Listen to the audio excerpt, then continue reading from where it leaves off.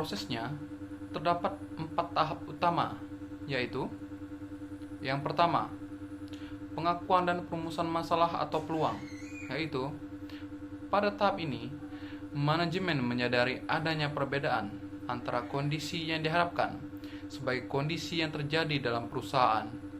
Masalah dapat muncul karena berbagai faktor, seperti meningkatnya biaya produksi, persaingan pasar, atau adanya peluang bisnis baru. Informasi akuntansi ini memiliki peran penting dalam memberikan sinyal kepada manajemen mengenai adanya masalah yang perlu segera ditangani sehingga masalah tersebut dapat dirumuskan secara jelas. Contohnya, sebuah perusahaan menyadari bahwa biaya produksi produknya lebih tinggi dibandingkan harga target yang telah ditetapkan. Hal ini menjadi tanda bahwa perusahaan perlu mengambil keputusan untuk menekan biaya produksi agar dapat mencapai target tersebut. Lalu yang kedua ada pencarian tindakan alternatif dan kuantifikasi konsekuensinya. Setelah masalah dirumuskan, manajemen akan mencari berbagai alternatif tindakan untuk menyelesaikan masalah tersebut. Alternatif tersebut dapat berasal dari pengalaman masa lalu, metode yang pernah berhasil digunakan, atau melalui ide dan pendekatan baru. Setiap alternatif kemudian dianalisis dan dihitung konsekuensinya secara kuantitatif seperti biaya, manfaat, serta dampaknya bagi perusahaan. Informasi akuntansi digunakan untuk membantu manajemen dalam menilai setiap alternatif secara lebih objektif. Contohnya, perusahaan memiliki dua pilihan untuk mengatasi biaya produksi yang tinggi, yaitu tetap memproduksi sendiri suatu komponen produk atau membeli komponen tersebut dari pemasok luar dengan harga yang lebih murah. Selanjutnya ada tahap ketiga, pemilihan alternatif optimum atau alternatif yang memuaskan. Pada tahap ini, manajemen memilih satu alternatif yang dianggap paling baik di antara beberapa pilihan yang ada. Secara ideal, pemilihan alternatif dilakukan berdasarkan pertimbangan ekonomi yang rasional dengan melihat keuntungan dan efisiensi yang dihasilkan. Namun, dalam praktiknya, keputusan seringkali juga dipengaruhi oleh faktor lain, seperti kepentingan organisasi, faktor publik, maupun pertimbangan psikologis dari pihak yang terlibat dalam pengambilan keputusan. Contoh, setelah melakukan analisis biaya, manajemen memutuskan untuk membeli komponen dari pemasok luar karena biayanya lebih murah dibandingkan kita memproduksi sendiri. Selanjutnya ada tahap keempat atau tahap terakhir, implementasi atau penindaklanjutan. Alternatif yang telah dipilih kemudian kita laksanakan dalam kegiatan operasional perusahaan. Keberhasilan keputusan bergantung pada efektivitas pelaksanaannya serta kemampuan manajemen kita dalam mengendalikan sumber daya organisasi. Setelah keputusan dijalankan, perlu dilakukan evaluasi secara berkala untuk melihat apakah keputusan tersebut memberikan hasil yang diharapkan sesuai dengan apa yang kita inginkan. Jika ditemukan penyimpangan, maka perlu dilakukan tindakan perbaikan agar tujuan organisasi dapat tercapai secara optimal. Ya, seperti contoh, setelah perusahaan memutuskan membeli komponen dari pemasok luar, manajemen kemudian memantau kualitas produk, biaya produksi, dan efisiensi proses produksi untuk memastikan keputusan tersebut memberikan hasil yang diharapkan. Sekian dari saya, selanjutnya teman saya yang akan menjelaskannya. Perkenalkan, nama saya Rhodes Malau, NPM 23613451. Di sini saya akan menjelaskan tentang peran informasi akuntansi. Peran informasi akuntansi sangat penting dalam menyadari adanya masalah. Informasi akuntansi membantu manajemen untuk mengetahui adanya penyimpangan dari target perusahaan. Contohnya, laporan menunjukkan laba lebih rendah daripada target anggaran. Membedakan berbagai alternatif tindakan. Informasi akuntansi membantu untuk membandingkan beberapa pilihan keputusan. Contohnya, memilih apakah akan meningkatkan produksi atau mengurangi biaya operasional. Menjelaskan konsekuensi keputusan. Informasi akuntansi menunjukkan dampak biaya atau keuntungan dari setiap keputusan. Contohnya, Jika harga produk diturunkan, laba mungkin berkurang, tapi penjualan meningkat. Selanjutnya, membantu analisis keputusan.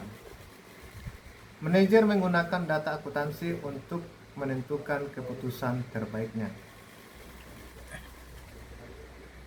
Informasi akuntansi juga berfungsi sebagai pemicu masalah. Contohnya, laporan keuangan menunjukkan penjualan bulan ini turun dibandingkan dengan tahun lalu, sehingga manajer pemasaran menyadari adanya masalah pada strategi pemasaran atau kondisi pasar. Faktor yang mempengaruhi respon manajemen juga mempengaruhi tentang informasi. Yang pertama ialah kondisi lingkungan. Kondisi lingkungan bisnis di sini dapat mempengaruhi kecepatan manajer dalam mengambil tindakan. Contohnya, kondisi ekonomi sedang menurun, sehingga perusahaan sulit meningkatkan penjualan. Selanjutnya, kemampuan manajer memahami informasi. Manajer yang memahami laporan akuntansi dapat mengambil keputusan lebih cepat. Contohnya, manajer memahami analisis biaya sehingga dapat menentukan pengurangan biaya yang tepat. Selanjutnya, ukuran perusahaan. Pada perusahaan besar, informasi akuntansi sangat penting karena kegiatan perusahaan lebih kompleks. Dari data industri sebagai pembanding, contohnya, perusahaan mengetahui pangsa pasar dengan pembanding penjualan dengan total penjualan industri. Dampak informasi akuntansi dalam keputusan. Yang pertama, mengurangi ketidakpastian. Informasi akuntansi membantu manajer membuat keputusan dengan data yang lebih jelas. Contohnya, menggunakan laporan biaya untuk menentukan harga produk. Persaingan pasar. Semakin tinggi persaingan pasar, semakin penting informasi akuntansi. Contohnya, perusahaan menggunakan analisis biaya untuk menentukan harga agar tetap kompetitif. Selanjutnya, ketelitian informasi. Informasi yang lebih akurat membuat keputusan lebih tepat. Jenis keputusan. Jenis keputusan ialah informasi akuntansi yang lebih sering digunakan untuk keputusan jangka pendek. Contohnya, keputusan menambah produksi bulan depan. Selanjutnya ialah keterbatasan informasi akuntansi. Sulit mengukur biaya kesempatan. Contohnya, sebuah ruang toko bisa digunakan untuk menjual produk lain atau disewakan, namun sulit menentukan keuntungan terbaik dari setiap pilihan. Informasi akuntansi biasanya mencatat biaya masa lalu. Tidak semua faktor keputusan dapat diukur secara akuntansi. Selanjutnya teman saya akan menjelaskan.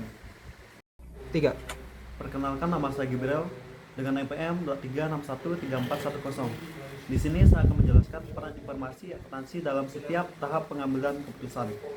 Tahap pengambilan keputusan yang pertama itu ada pengakuan dan perumusan. Yang kedua, pencairan tindakan alternatif dan pengkuantifikasian konsekuensi. Yang ketiga, pemeliharaan alternatif opinium atau alternatif yang memuaskan. Yang keempat, ada implementasi dan penindaklanjutan. Selanjutnya ada peran informasi akuntansi. Yang pertama, memicu pengambilan keputusan dalam menyadari dan merumuskan masalah atau peluang. Yang kedua, memisahkan alternatif tindakan yang satu dari alternatif tindakan yang lain. Yang ketiga, menjelaskan konsekuensi berbagai alternatif tindakan yang akan dipilih. Yang keempat, membantu menganalisis dan menilai berbagai alternatif tindakan yang akan dipilih. Yang kelima itu ada umpan balik untuk memantau keputusan dan tindakan koreksi penyimpanan. Selanjutnya ada penjelasan konsep informasi akuntansi diferensial. Informasi akuntansi diferensial berhubungan dengan pilihan alternatif. Ia merupakan taksiran perbedaan aktiva, pendapatan atau biaya antara berbagai alternatif tindakan yang dipertimbangkan. Unsur informasi akuntansi diferensial adalah informasi masa yang akan datang, karena pengambilan keputusan selalu berkaitan dengan masa depan. Informasi yang relevan harus menyangkut hal tersebut. Selanjutnya, perbedaan antara alternatif. Informasi akuntansi yang bermanfaat adalah yang menunjukkan perbedaan di antara setiap pilihan alternatif yang ada. Selanjutnya, biaya diferensial berbagai bagian informasi akuntansi diferensial. Biaya diferensial adalah biaya yang digunakan dalam pengambilan keputusan karena berkaitan dengan perbedaan antara beberapa alternatif yang ada dalam akuntansi. Biaya terdapat beberapa konsep yang mirip tetapi berbeda pengertiannya, seperti opportunity cost, yang dimana opportunity cost adalah manfaat yang hilang karena memilih atau alternatif dan mengorbankan alternatif lainnya. Yang kedua, incremental cost atau biaya tambahan.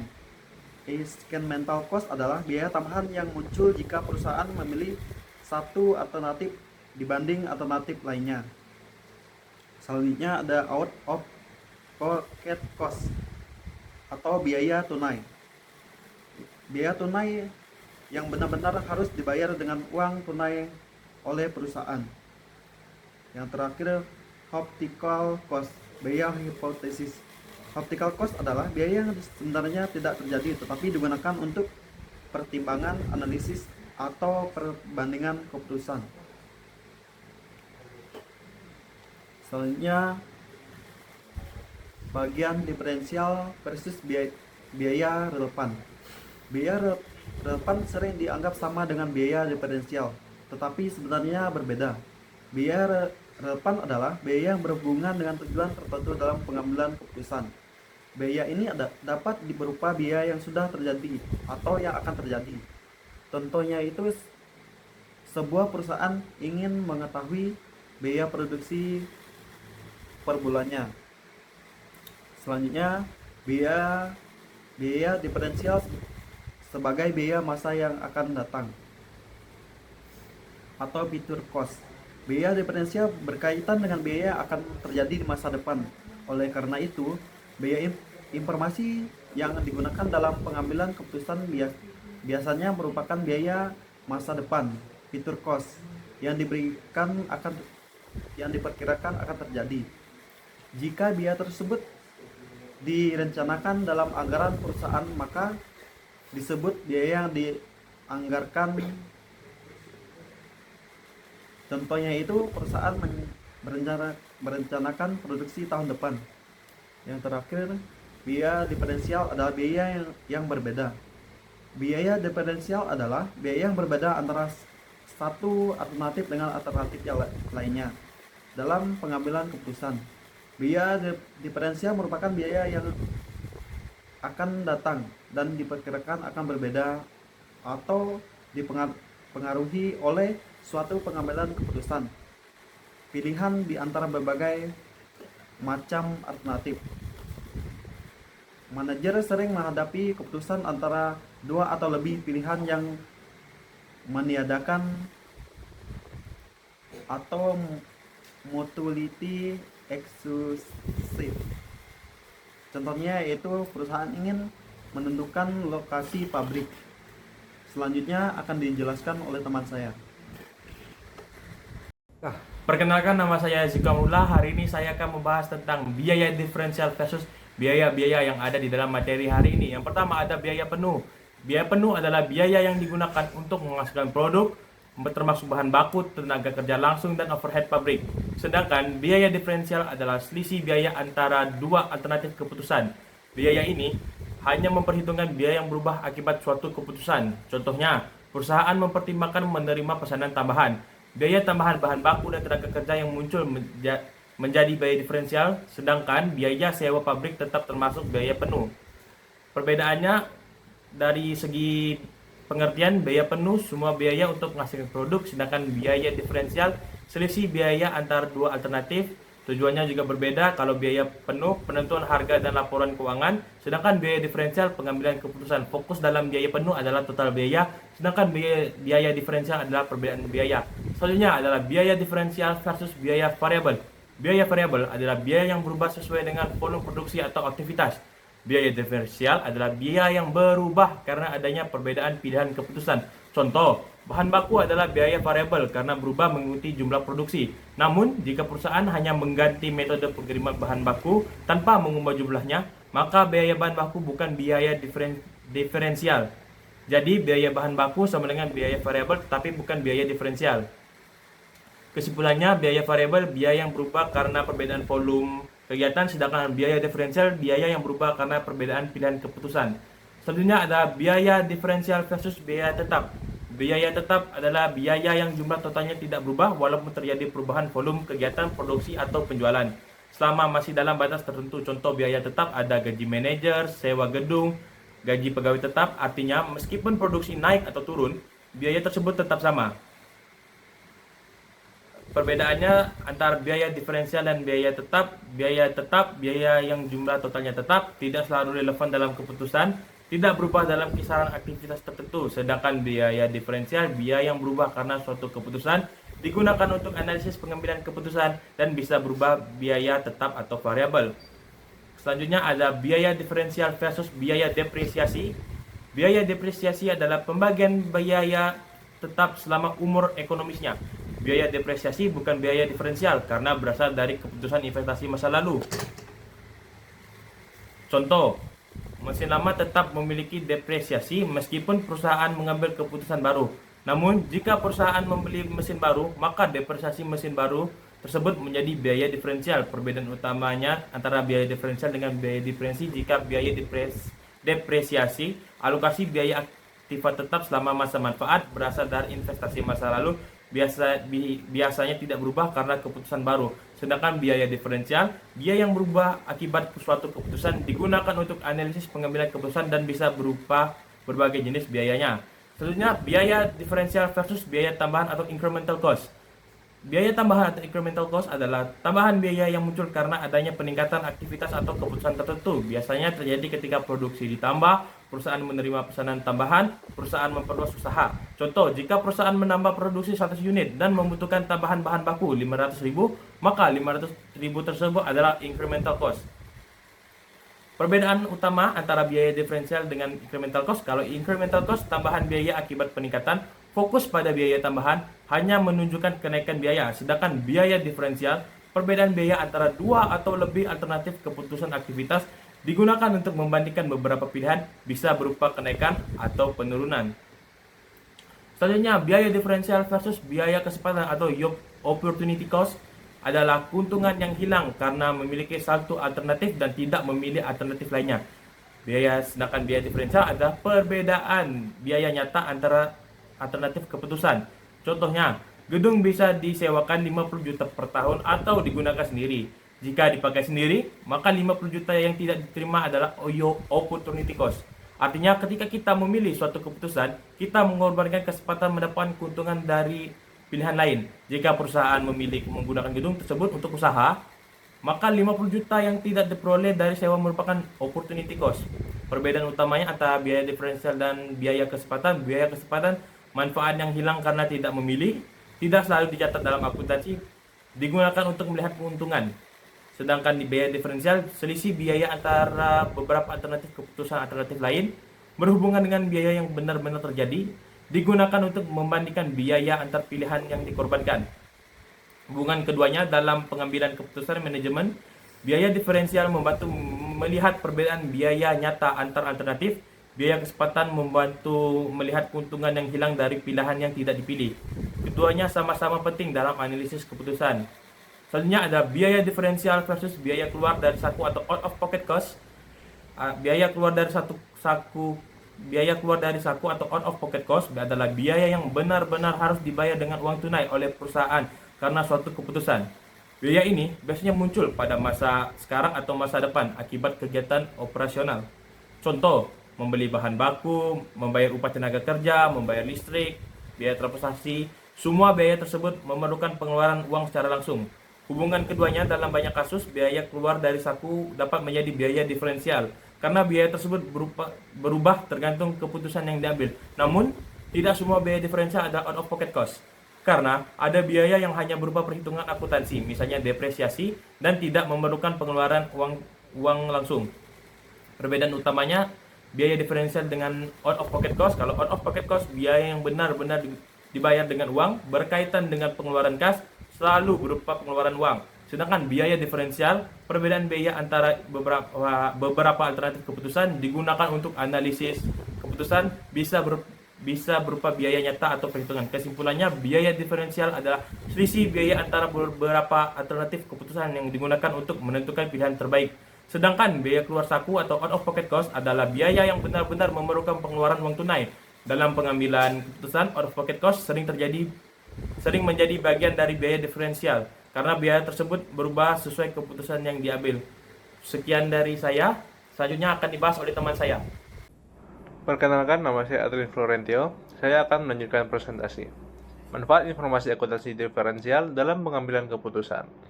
Umumnya, manajemen menghadapi 4 macam pengambilan keputusan jangka pendek, yaitu sebagai berikut. Yang pertama itu ada membeli atau membuat sendiri. Yang kedua, menjual atau memproses lebih lanjut suatu produk. Yang ketiga, menghentikan atau melanjutkan produksi produk tertentu atau kegiatan usaha suatu bagian perusahaan. Yang keempat, menerima atau menolak pesanan khusus. Poin pertama, membeli atau membuat sendiri. Keputusan membeli atau membuat sendiri terjadi ketika perusahaan harus menentukan apakah suatu komponen akan diproduksi sendiri atau dibeli dari pemasok luar. Perusahaan tidak harus membuat semua komponen.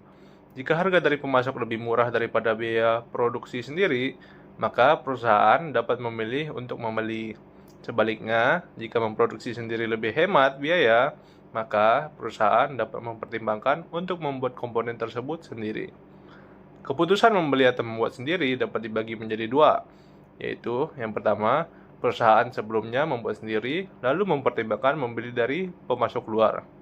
Nah, dalam kondisi ini, perusahaan awalnya memproduksi sendiri suatu komponen atau produk.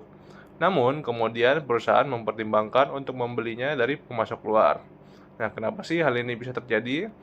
Hal ini terjadi karena harga dari pemasok luar lebih murah dibandingkan biaya produksi sendiri. Perusahaan ingin mengurangi biaya produksi, dan perusahaan ingin memfokuskan sumber daya pada kegiatan lain yang lebih penting. Jika membeli dari luar memberikan keuntungan atau penghematan biaya yang lebih besar, maka perusahaan dapat memutuskan untuk membeli dari pemasok luar. Kedua, perusahaan sebelumnya membeli dari pemasok luar, lalu mempertimbangkan untuk membuat sendiri. Nah, dalam kondisi ini, perusahaan awalnya membeli komponen atau produk dari pemasok luar, namun kemudian perusahaan mempertimbangkan untuk memproduksi sendiri komponen tersebut. Hal ini terjadi karena yang pertama, biaya membeli dari pemasok menjadi lebih mahal. Yang kedua, perusahaan memiliki kapasitas mesin atau tenaga kerja yang masih tersedia. Yang ketiga, perusahaan ingin mengendalikan kualitas dan proses produksi secara langsung. Jika memproduksi sendiri dapat menghemat biaya, maka perusahaan dapat memutuskan untuk membuat sendiri produk tersebut. Membeli atau membuat sendiri dalam lingkungan manufaktur maju. Dalam sistem manufaktur modern seperti JIT atau Just in Time, proses produksi dirancang kembali agar lebih sederhana dan efisien. Sistem manufaktur JIT adalah strategi manajemen produksi yang bertujuan meningkatkan efisiensi dengan memproduksi barang hanya saat dibutuhkan, dalam jumlah yang tepat, dan waktu yang tepat. Akibatnya, banyak biaya yang sebelumnya termasuk biaya gabungan atau common cost berubah menjadi biaya langsung yang lebih mudah dikaitkan dengan produk tertentu. Dengan demikian, perusahaan dapat lebih mudah mengidentifikasi biaya yang relevan saat memutuskan apakah suatu produk sebaiknya dibuat sendiri atau dibeli dari pemasok luar. Partner Relationship and Focus Strategies. Untuk menghadapi persaingan global yang semakin ketat, banyak perusahaan menyederhanakan operasinya dengan memfokuskan kegiatan internal pada aktivitas utama yang menentukan keberhasilan bisnis. Sementara itu, aktivitas yang kurang penting diserahkan kepada pemasok luar. agar perusahaan dapat memperoleh manfaat seperti penghematan biaya, fleksibilitas, dan penggunaan teknologi yang lebih maju. Contohnya, ada namanya perusahaan Sun Microsystem, yang ini merupakan berasal dari Amerika, di mana memfokuskan kegiatannya pada desain perangkat keras dan perangkat lunak komputer, sedangkan proses produksi dan distribusi produknya diserahkan kepada perusahaan lain. Nah, dengan cara ini, si Sun Microsystem itu dapat berkonsentrasi pada keahlian utamanya dan membangun kerjasama dengan produsen serta distributor luar. Perusahaan seperti ini sering disebut intellectual holding companies karena lebih fokus pada pengembangan ide dan desain. Agar dapat fokus pada aktivitas inti, perusahaan perlu membangun kemitraan dengan pemasok luar. Strategi ini disebut partner relationship and focus strategies, sedangkan penyerahan sebagian aktivitas perusahaan kepada pihak luar dikenal sebagai outsourcing. Nah, apa sih strategi outsourcing itu? Nah, strategi outsourcing adalah keputusan manajemen untuk menyerahkan sebagian aktivitas perusahaan kepada pemasok atau pihak luar. Tujuannya itu adalah agar perusahaan dapat lebih fokus pada aktivitas inti yang memberikan nilai terbesar bagi pelanggan dan keunggulan kompetitif bagi perusahaan. Nah, dari gambar di sini dijelaskan tahapan analisis keputusan outsourcing. Tahapan-tahapan ini membantu perusahaan menentukan apakah suatu aktivitas sebaiknya dilakukan sendiri atau diserahkan kepada pemasok luar. Tahap-tahap keputusan outsourcing. Pertama, periksa value chain. Perusahaan terlebih dahulu memeriksa rantai nilai atau value chain untuk mengetahui seluruh aktivitas yang terlibat dalam proses menghasilkan produk atau jasa. Yang kedua, identifikasi aktivitas. Setelah value chain dipahami, perusahaan mengidentifikasi aktivitas-aktivitas yang ada di dalamnya. Yang ketiga, mengetahui apakah aktivitas tersebut tersedia di luar. Jika aktivitas tersebut tidak dapat dilakukan oleh pihak luar, maka aktivitas tersebut harus dilakukan di dalam perusahaan. Jika aktivitas tersebut dapat dilakukan pihak luar, maka perusahaan dapat mempertimbangkan untuk melakukan outsourcing dan melanjutkan ke tahap keempat. Di mana tahap keempat yaitu mengetahui apakah pengendalian secara absolut diperlukan. Jika aktivitas tersebut memerlukan pengendalian penuh oleh perusahaan, maka aktivitas tersebut sebaiknya tetap dilakukan di dalam perusahaan. Jika tidak memerlukan pengendalian penuh, maka dapat melanjutkan ke tahap kelima, yaitu benchmark kemampuan perusahaan, di mana perusahaan kemudian membandingkan kemampuannya dengan organisasi terbaik di dunia. Jika kemampuan perusahaan lebih rendah dibanding pemasok luar, maka aktivitas tersebut sebaiknya diserahkan kepada pemasok luar. Nah, kalau kemampuan perusahaan lebih besar, maka dapat melanjutkan ke tahap ke-6, yaitu mengetahui apakah aktivitas merupakan bagian dari strategi inti. Jika aktivitas tersebut merupakan bagian penting dari strategi inti perusahaan, maka aktivitas tersebut harus dilakukan di dalam perusahaan. Jika bukan bagian dari strategi inti, maka aktivitas dapat diserahkan kepada pemasok luar. Selanjutnya akan dilanjutkan oleh teman saya. Perkenalkan, nama saya Maristo Julius. Baik, saya akan melanjutkan materi dimulai dari tahapan aktivitas perusahaan dari ide produk sampai pelayanan kepada konsumen dalam value chain. Value chain merupakan material aktivitas yang harus dilalui untuk menghasilkan suatu produk atau jasa. Contoh, produk konsep merupakan tahap perencanaan atau ide awal produk.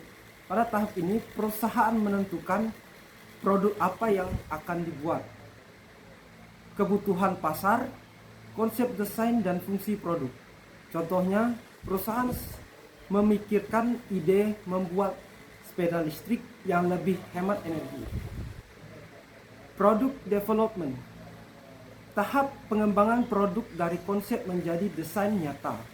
Kegiatan yang dilakukan misalnya mendesain produk, membuat prototipe, contoh produk, melakukan uji coba kualitas. Inbound logistik merupakan kegiatan menerima bahan baku dari pemasok supplier. Aktivitasnya seperti pembelian bahan baku, penyimpanan bahan di gudang, pengelolaan persediaan bahan. Selanjutnya, production. Tahap proses produksi atau pembuatan produk. Di sini bahan baku diolah menjadi barang jadi. Contohnya, bahan baku dirakit menjadi sepeda listrik. Marketing merupakan kegiatan memperkenalkan dan mempromosikan produk ke pasar. Kegiatannya meliputi iklan, promosi, penentuan harga, strategi penjualan. 6. Distribution. Tahap penyaluran produk ke konsumen atau toko. Misalnya, pengiriman barang, penyaluran ke distributor atau retail. 7. Service merupakan pelayanan setelah produk dijual kepada konsumen.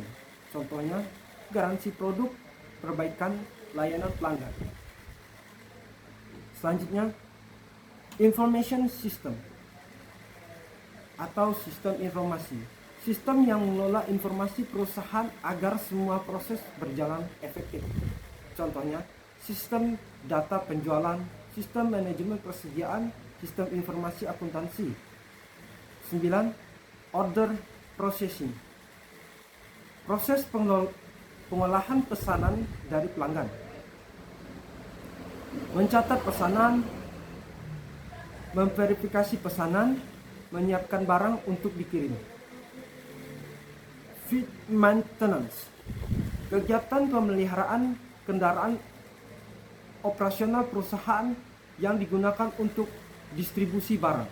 Contohnya, servis kendaraan pengiriman, perawatan truk atau distribusi. Setelah fleet maintenance, perusahaan harus menentukan apakah aktivitas tersebut dilaksanakan sendiri dalam kurung dilakukan oleh perusahaan atau diserahkan kepada pemasok luar dalam kurung dilakukan oleh pihak ketiga. Selanjutnya, benchmark aktivitas. Benchmark aktivitas adalah proses membandingkan aktivitas yang dilakukan oleh perusahaan dengan aktivitas perusahaan lain yang lebih baik atau menjadi standar terbaik. Untuk mengetahui apakah aktivitas tersebut sudah efisien dan efektif, tujuan dari benchmark aktivitas adalah untuk menilai kinerja aktivitas perusahaan, mengetahui kelebihan dan kekurangan proses kerja, meningkatkan kualitas, efisiensi, dan penghematan biaya.